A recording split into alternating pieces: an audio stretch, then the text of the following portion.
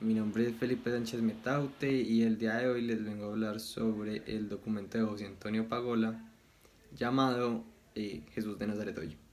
Bueno, para comenzar podemos ver que entre no creyentes y creyentes de la religión católica cristiana, como todos comparten un ideal en común, y es que, por ejemplo, Jesús no pertenece solamente a los cristianos, sino que ya se ha convertido más en un patrimonio de la humanidad. Bueno, también obviamente pues nos cuentan sobre la historia de Jesús, cómo nació, dónde nació, pero nos cuentan que Jesús no era como un predicador, como un sacerdote o como un ordenador de leyes. Por el contrario, se veía más como una persona que predicaba y que tenía una alternativa clara, la cual era el reino de Dios. Esa era la alternativa de Jesús. Y era como la manera de entender y de vivir a Dios, que lo representaba mucho mediante metáforas, imágenes y lo más conocido, que son las parábolas. Dentro de eso surgen varias preguntas. Por ejemplo, en estos tiempos, obviamente el rey de Roma era Tiberio y era el que mandaba todo el imperio romano, o sea que tenía gran control del mundo y era sobre cuál las decisiones y las devociones iban hacia él. Pero surge una pregunta, ¿cómo sería la vida en estos tiempos si en vez de Tiberio gobernara Dios? O si todos pensaran como Dios, porque Jesús trae al mundo a colación una visión de Dios totalmente distinta a la que normalmente se concede. Tenemos como principio que Dios siempre busca la compasión ante todos los seres humanos, y para eso tenemos cuatro puntos fundamentales.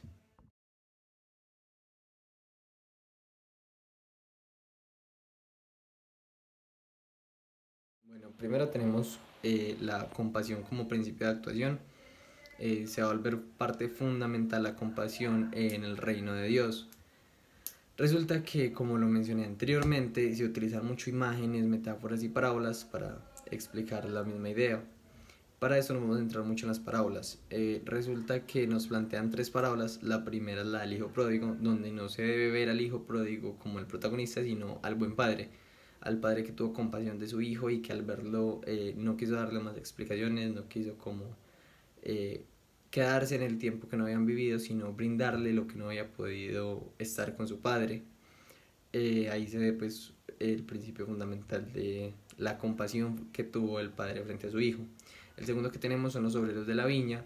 Resulta que los obreros de la viña son personas que trabajan en una viña, como lo mencioné, y unos se quejan porque a todos le pagaron lo mismo, aunque unos hayan trabajado más que otros. A lo que el dueño de la viña les contesta que por qué se quejan con él si él es bueno con todos.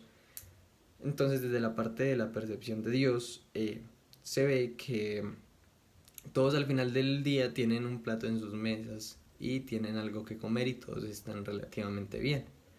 A lo que se busca compasión frente a todos, no solamente por los méritos que se hagan, sino que al final todos se encuentran un bien común y no la búsqueda del bien propio. Y como último tenemos el buen samaritano. En ese tiempo los samaritanos y los judíos no, pues tenían una cierta rivalidad, y una persona estaba herida en la carretera y no lo ayudan dos judíos que venían de predicar en la iglesia, y si lo ayuda un samaritano, a lo que pues la persona herida hace cierto rechazo frente al samaritano. Sin embargo, el samaritano eh, tiene compasión de él y se compadece frente a lo que le está sucediendo y lo cura y lo guía. A esto Dios nos plantea de cómo sería el mundo si Dios fuera así, y si Dios tuviera compasión de todos, no solamente de los que han trabajado por algo, sino que a todos los abarcaría por igual. Como segundo punto tenemos la dignidad de los últimos como meta. Aquí hablan mucho de las personas que no tienen los mismos recursos o que tal vez son lisiados, enfermos, que no tienen las mismas capacidades que los otros, y que a ellos son los primeros que van a estar en el reino de Dios. Resulta que para esos tiempos, con la llegada del Mesías, el pueblo de Israel pensaba que los iban a liberar de los romanos y que ya todo iba a acabar. A lo cual Jesús iba derrumbando poco a poco esa idea y los acercaba mucho más al reino de Dios, con la idea de que se le debería ayudar a todos por igual y que dejar de buscar siempre el beneficio propio y ayudar a los enfermos, la conversación como principio fundamental frente a aquellos que habían cometido ciertos errores. Entonces, esto lo podemos evidenciar comúnmente en la actualidad, dado que si el mundo no cambia la percepción que tenemos, ninguna religión podría alcanzar el reino de Dios. Eso nos dice el autor en el documento. Y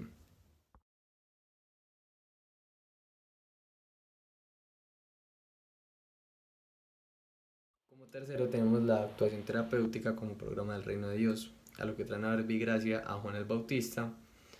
Él era el que le daba perdón a aquellos que habían cometido errores, sin embargo se olvidaba de los niños y de los enfermos, para lo que en estos tiempos Jesús curaba a los enfermos y más que los buscase, se los traían a él para que los curara, a lo cual Jesús le hacía como cierta crítica a Juan, diciéndole que los ciegos sí podían ver, que los leprosos se podían curar.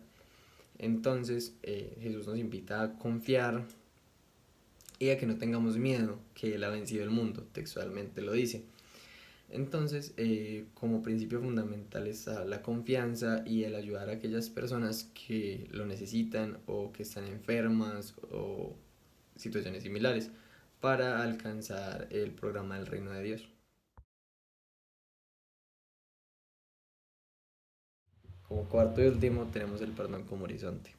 Resulta que en esos tiempos Jesús fue muy criticado porque él comía y se hizo amigo de los pecadores, cosa que ninguno de los otros doctores del Antiguo Testamento había hecho.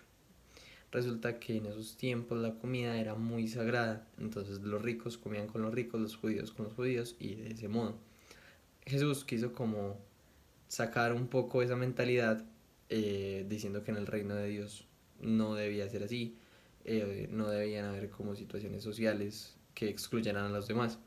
Esto nos invita mucho a reflexionar sobre el pensamiento que tenemos Jesús y realmente lo valioso que es Jesús dentro de la historia y dentro de lo que hay, dado que ninguna de las profecías que sean en la iglesia o demás se habla y se le da tal importancia, a lo que me lleva personalmente a reflexionar sobre la visión que tenemos de Jesús y sobre la visión que tenemos en el mundo. Resulta que esos cuatro factores fundamentales nos hablan mucho de lo que hacemos y no hacemos para el pro de la vida y para el pro del reino de Dios.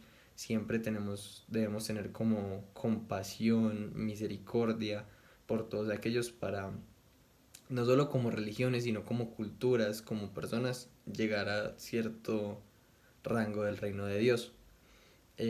También me invita mucho a reflexionar sobre lo que pensamos de los otros y sobre cómo podemos ayudar a todo el mundo en general. Y la visión que tenemos de Jesús no solamente es lo que predican las iglesias, sino darle como el valor fundamental y el valor distinto que tuvo durante la historia de la humanidad. Muchísimas gracias.